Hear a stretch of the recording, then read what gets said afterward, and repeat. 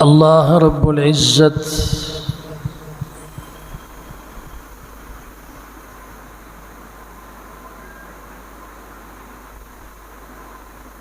بڑی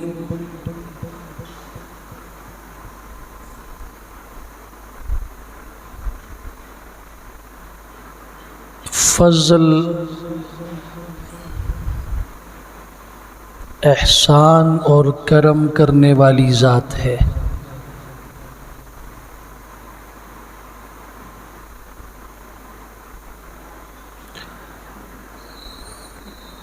بے شمار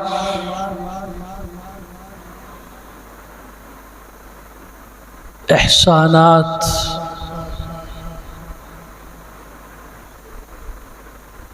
کرم اور فضل کے فیصلے اس نے ہمارے متعلق فرمائے ہیں۔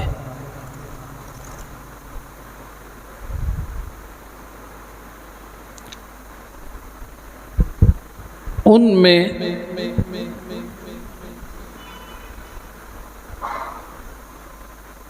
سب سے بڑا کرم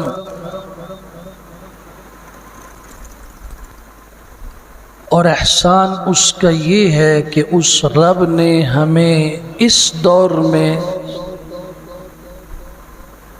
عقیدے کا صحیح منہج اور صحیح راستہ عطا فرمایا ہے۔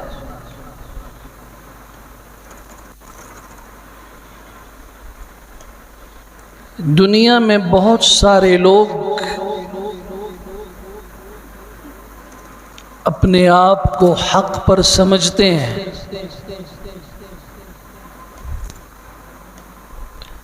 مسلمانوں میں بھی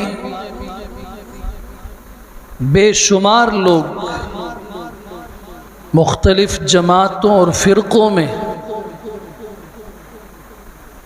ہر ایک سمجھتا ہے کہ میں صحیح سمت میں جا رہا ہوں۔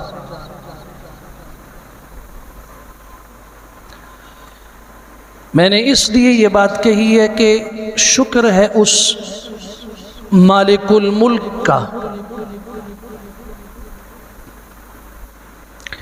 جس نے ہمیں راستہ بھی صحیح دیا،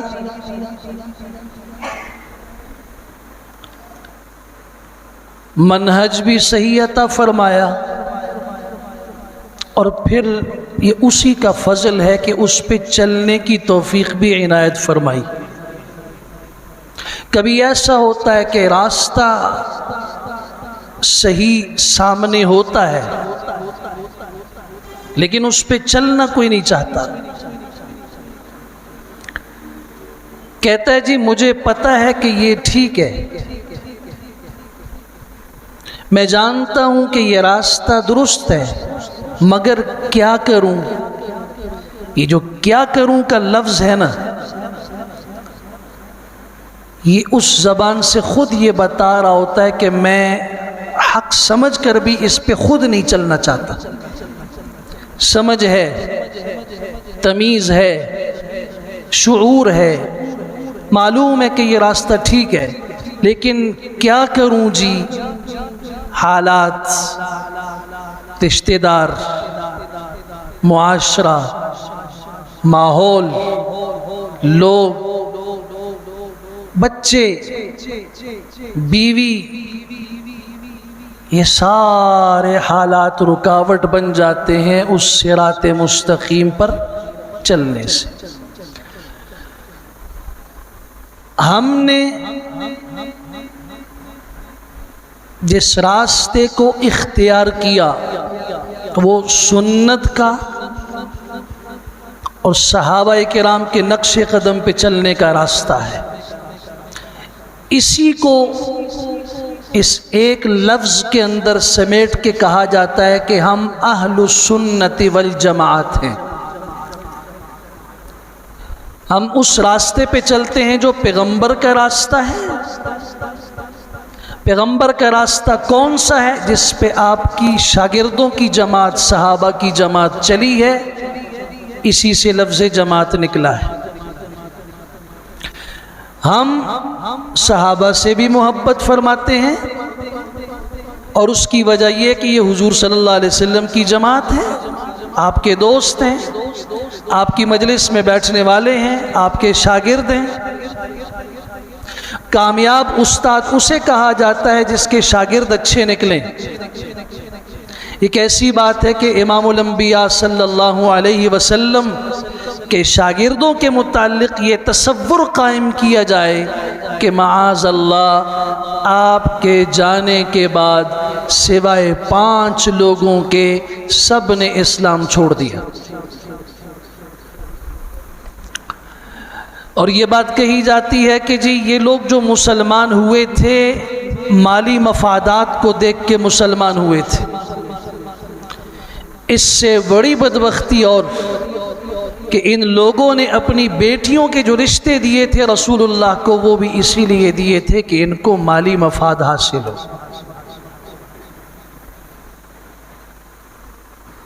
نہ ہم ایسا عقیدہ رکھتے ہیں، اس لیے کہ یہ شاگردوں کی خرابی بعد میں ہے۔ سوال پہلے پیغمبر پہ اٹھتا ہے کہ ان کی تربیت کرنے والا کون تھا۔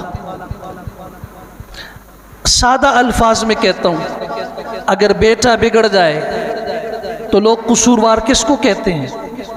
کہ اس کی تربیت کرنے والے کون تھے، اس کا باپ کون ہے؟